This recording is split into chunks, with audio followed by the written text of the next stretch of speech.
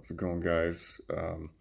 Had an idea to start maybe putting out some educational content just to help primarily new gun owners get a bit more initiated and acquainted with the principles and fundamentals of concealed carry and other firearm related issues. I do have a lot of experience doing this. It's kind of my thing, it's my hobby, it's my lifestyle. I kind of revolve around that outside of my family being first, obviously. It's kind of guns and gear and survival and shooting second. So I know there's been a pretty massive up in firearm sales over the last couple of years, and with that comes a lot of new gun owners who want to get into concealed carry, they want to get into shooting, they want to get into firearm ownership. They might not have the experience or the benefit of a lot of people around them with that experience who can teach them. For example, I had my dad, I had friends and family who were experienced shooters their entire lives, and so I kind of grew up with it and went from there. Other people might not have had that that luck, especially if you live in socialist dystopias like California or New York, for example. Um, Probably didn't grow up around a lot of gun culture, so hopefully this will be um, a recurring thing I can do and maybe help somebody, a couple of people, if at all possible.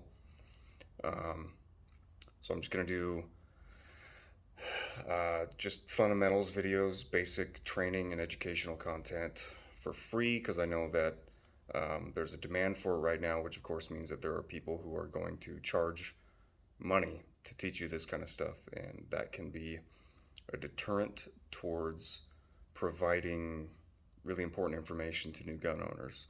And I just want to make a brief series of videos that'll help hopefully uh, shed some knowledge and some experience, some skills and experience to people who might not otherwise have access to it. So today I wanted to cover what I believe are the fundamentals of concealed carry. I conceal carry every day. I've been concealed carrying regularly for 4 or 5 years now. Before that, I kind of dabbled here and there, but I never really took it super seriously. But over the last couple of years, I carry pretty much everywhere I go. I'd carry in the shower if it was practical, because that's part of the lifestyle, and I'll kind of circle back around to lifestyle a little bit later. But this is by no means an exhaustive list, a be all end all list. This is just kind of what I believe are the precepts and fundamental principles of concealed carry. Um, Tips and sort of guidelines for people who want to carry. There are certainly dozens more points that we can touch on, and I can go on for hours and hours and hours, but for the benefit and sake of time and efficiency, I'll just cover kind of a few points that I've outlined that I feel are the most important. So, first things first with concealed carry fundamentals is concealment. Um, there's no point in concealed carrying a weapon if people can see it. If they can tell that you're concealed carrying, obviously it defeats the purpose. So, when you conceal carry, you need to make sure that you can do so and maintain concealment of your weapon. Um, there's a quote, I cannot for the life of me remember where I heard it, and I'm probably butchering it, but it basically says, the deadliest weapon is the one you never saw coming. And I think that's pretty true, because if you know somebody has a skill or a weapon, or there's a threat to you, you can kind of analyze that threat and prepare for it, account for it. If you don't know that there's a skill or a threat or a weapon out there, you can't prepare for it. You can't make accommodations to counteract that threat to yourself. So that gives you an inherent advantage if you're concealed carrying effectively, that the people who might pose a threat to you don't know that you pose a threat back to them. Um, I'm not in the business of inhibiting someone else's practice and exercise of their Second Amendment rights, but I'm also not a proponent of open carry. I've open carried myself, especially when I was younger. Um, you know, just wanted to show off that I've got a gun. That was stupid. In retrospect, open carrying makes you a target.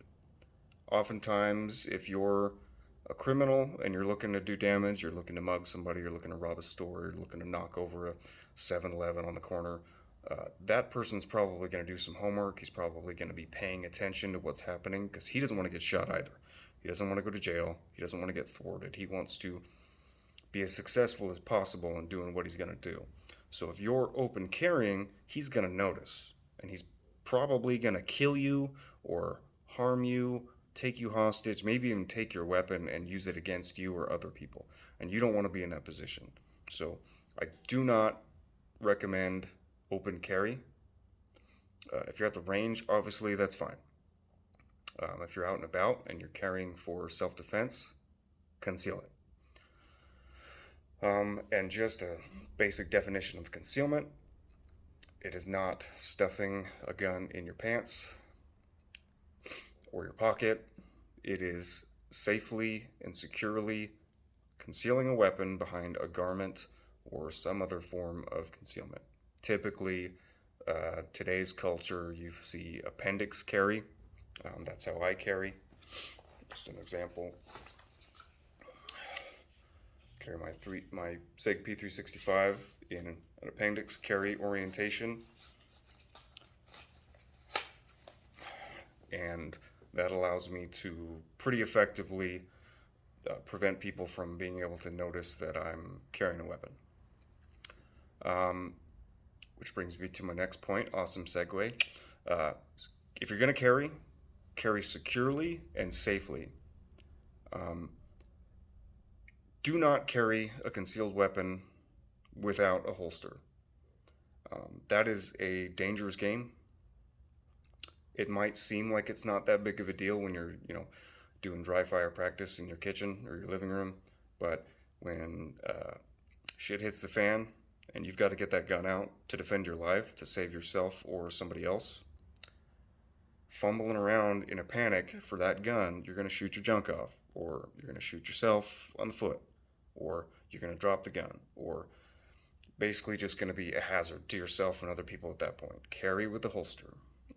Carrying with the holster makes it not only easier to conceal, but it also makes it easier to draw. Rather than fishing around in your pocket, you can defeat your garment, draw, pew pew. It also makes it easier to put the gun away safely as well, which is also important. If you get into a shootout with somebody, you kill them, you want to put your gun away so you can provide aid to somebody or talk to the police and not be brandishing a gun and get yourself shot. You want to be able to stow that gun, again, safely. It also prevents you from losing your weapon. Not all holsters, just because you carry in a holster doesn't mean that your weapon's just going to be magically attached to you, magnetized for all of eternity. But it does make it a lot more difficult for you to accidentally lose it. If you're hiking around, if you're at the range rolling around in the dirt doing some cool John Wick shit, if you're going upstairs, you're lying down, you bend over to pick something up, a holster is going to help you secure that firearm more efficiently than your waistband. It's also just generally safer if you reach into if you carry it, in the small of your back, or appendix carry it, just holding it up with your belt. There's nothing there to prevent you from accidentally grabbing that trigger and discharging your weapon. So I definitely don't recommend carrying without a holster. They're not that expensive. You can get a We the People holster or a cheapo Amazon holster for, between 25 and 50 bucks. And it's worth it. And it's kind of a lifetime investment. Holsters don't typically have a lifespan. As long as you're not beating the hell out of them, they should last you pretty much forever. It also provides one important benefit, which is consistent placement and orientation on your person. If you're like me and you appendix carry, which is carrying forward of the hips, it's going to stay where it is.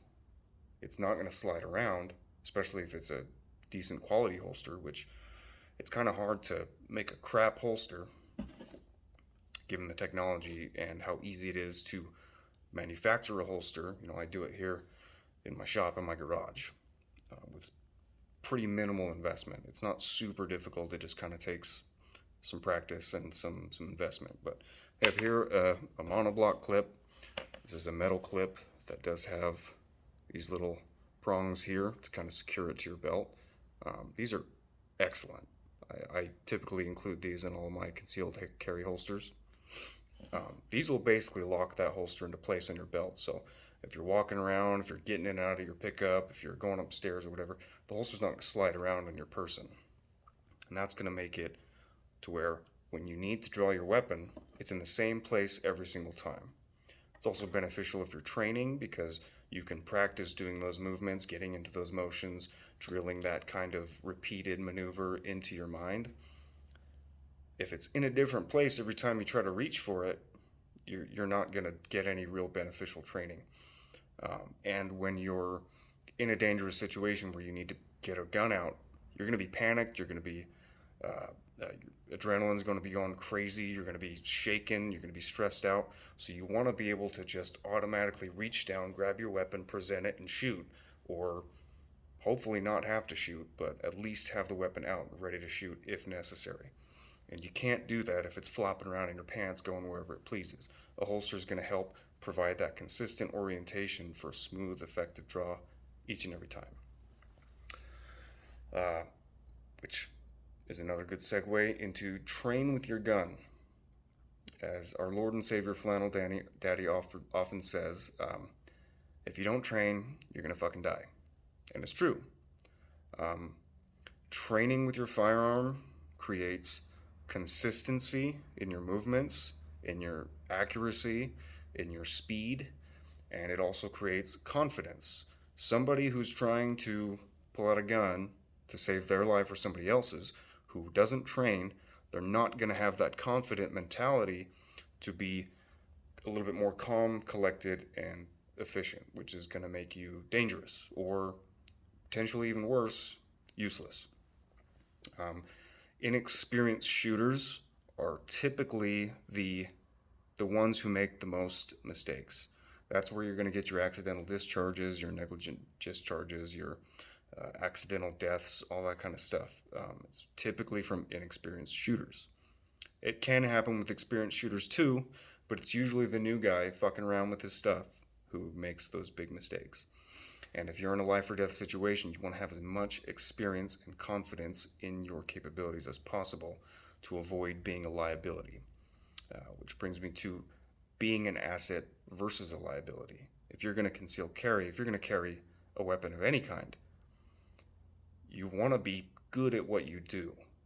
You want to be an asset to your family, to the people around you, to the strangers in the store, wherever you happen to be, versus a liability. You're no good to anybody if you're more dangerous than the guy who's, robbing the store.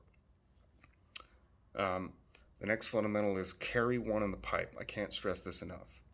A lot of people are scared to do it, and I know that some areas might prohibit carrying one in the chamber, but luckily in a place like Utah, we're pretty 2A friendly.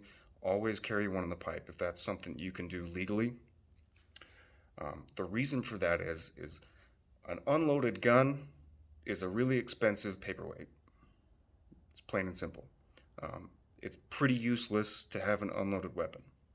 Now, it doesn't take a whole lot of time to rack the slide if you've got a loaded magazine. But again, if you're in a life or death situation, you're going to be stressed. You're going to be shaken. You're going to be your mind's going to be racing. You're going to have a lot of adrenaline. You're going to have a lot of anxiety. So that smooth, simple action of just pulling the slide back and popping one in the chamber, that might not be as simple as it would have been when you were calm and safe. So carrying one in the pipe makes it so that you can eliminate that sort of unnecessary step. So you have your draw, you have your defeat the garment, draw, shoot. You add pull the slide back, shoot, you're adding an unnecessary extra step. That can get you killed. If you're in a position where you're pulling out a gun to save your life, it's probably a big deal, and every millisecond in that scenario counts. So eliminate as much of the unnecessary action as you can. And one of the best ways to do that is to carry with one already ready to go. You wouldn't carry an empty magazine, right? If you're carrying a gun for self-defense, it's a no-brainer that you don't want to have to pull the magazine out and be like, hold on, mugger, let me just put a couple rounds in my mag here, right? So how does it make sense to you that you would carry with an empty chamber? Um, I know that it can be a little intimidating, a little scary, especially if you're new to concealed carry. I know it was a little bit strange for me to point a loaded gun at my junk basically for the first time, and that's essentially what's going to happen if you appendix carry. I mean, my pistol is loaded right now with a Hornady Critical Defense 9mm 115 grain right at my Johnson as we speak. If this gun went off, I'm a girl.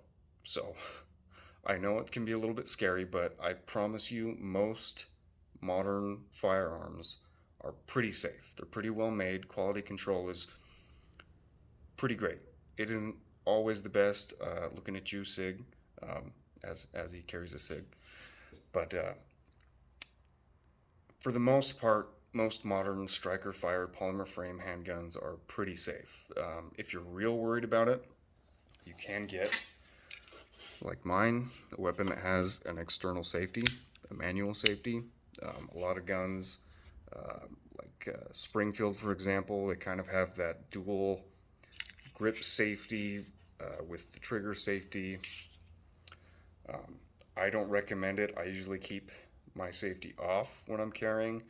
If I put it away at my house, or like leave it in my truck, I might put the safety on, but for the most part, I'm carrying one in the pipe, no safety, because again, it's just cutting out that extra step. And the good news is I haven't shot my junk off yet, so carry one in the pipe. It's stupid not to. The next fundamental is responsibility. This one's probably one of the more important ones. If you carry, be ready to use it. You're not carrying for show. You're not carrying for points on Instagram. You're carrying a dangerous loaded weapon for the purpose of defending yourself, your friends and family, and the strangers in your community. I at least believe that if you conceal carry, if you carry a loaded weapon out into public, you are now responsible for protecting people, and at the very least protecting yourself. So you need to kind of go out into the world with that mindset that you now have a responsibility to defend the people around you and to do so safely. Part of that brings me to the next point, which is lifestyle and the changes that you kind of have to make inherently when you're concealed carrying. One of the things, changing your wardrobe up. Just because you carry a gun in a concealed carry holster doesn't mean that it just magically disappears until you need it. There is such a thing called printing, which is where you can identify the imprint of your firearm through your clothing or your pants, your shirt. Or maybe if you shop at Baby Gap and your shirt's basically a tube top and a belly shirt and you can see the handle of your gun sticking out of your pants, it's no longer concealed. Which brings back to one of the first points, which is there's no point in carrying if people can see it. It is concealed carry. Keyword, concealed. So one of the things you might have to consider if you're starting to concealed carry is changing your outfits. If you're a big buff guy, you like showing off your hard work there, and you wear real tiny shirts, you're probably not going to concealed carry very effectively. So you might want to switch it up. Buy some bigger shirts. Buy some clothing that has prints, like for example this flannel. The patterns here actually help kind of create an optical illusion to other people's eyes, which makes it more difficult for them to identify the shape and outline of your gun. It kind of offsets the pattern there and makes it more difficult for people to tell that you're carrying, because I have yet to carry a gun that doesn't print a little bit, but there's clothing that I have and that you can get. For example, flannel shirts are great. Um, that can help kind of mitigate that potential loss of concealability. I'll just stand up and kind of show you. I'm not carrying a huge gun, but it is big enough that you can be able to see. Right. Handle sticks out.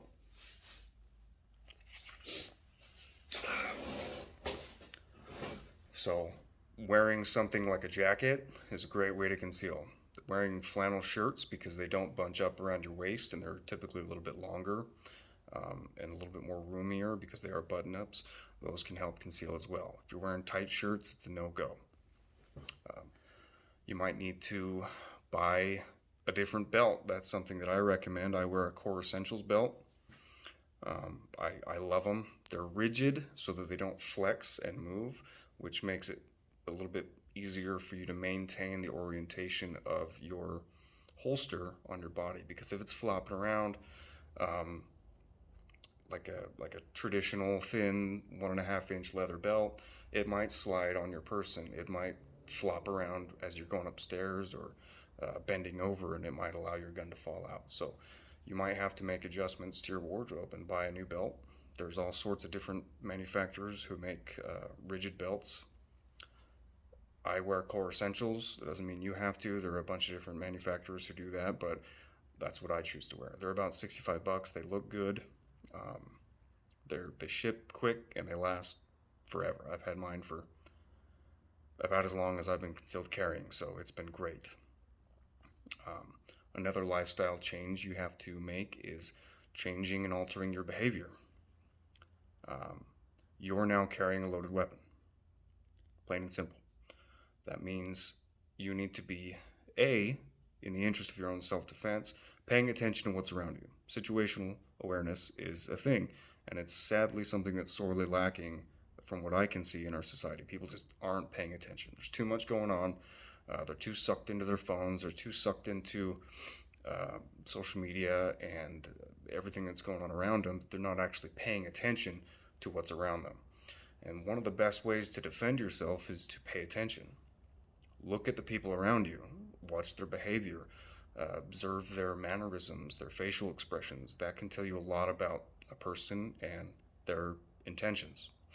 If you see somebody kind of breathing heavy and they're looking around nervous and they look real mean or real scared, that person might be getting ready to do something nasty. And being able to identify that early is going to give you an advantage because you might be able to stop something before it even begins. And that's a lifestyle change that you should make if you're going to conceal carry. It also means, as tough as you think you are and as much as you enjoy being the big bad badass, don't start fights. Don't intentionally put yourself in a situation where you might have to draw a gun or the guy might attack you and draw your gun. Be responsible. You've changed the game by carrying a loaded weapon. And there are penalties. If someone can prove that you walked into the bar and started getting rowdy and mean and you picked a fight with somebody and it ends with you shooting them, you could go to jail. So watch your behavior. The game has changed. You need to change with it. And just be observant in general. Even if you're not concealed carrying, just pay attention. Put the phone down. Quit talking. Look around you. Just be observant. You'd be amazed how much information you're missing when you are somebody who isn't concerned with being observant, and then you make the transition to intentionally looking at what's around you and soaking in information. It'll blow your mind how much you miss. I know Pat McNamara can't remember if it was a Basic Dude Stuff or something, but he kind of said the same thing, situational awareness. When you pull up into the Walmart parking lot, before you get out of your vehicle, look around. More often than not, you'll find somebody staring back at you. And that's something that you probably didn't pay attention to and missed a lot before you started doing it. And it could save your life. It could get you out of a sticky situation, so be observant. That's all I've got for my list today. I hope it helps. If I left something out, which I'm sure I did, let me know. Maybe I'll do a redo of this video later on. I'm going to leave it up on the page so that if you want to share it or you want to rewatch it, show it to somebody else, it should be there, free and readily available. Any questions, concerns, anybody wants advice as a new gun owner, I'm happy to help however I can. Just feel free to reach out in the DMs or at the email at hailarms@gmail.com. Sorry, it's cold and my mouth is having a stroke. But hope it helped. I enjoyed making the video. Maybe I'll do another one next week, or maybe I'll do it bi-weekly, monthly. Kind of depends on what kind of time I have and if I can keep coming up with topics to go over. Anyways, take it easy, stay safe.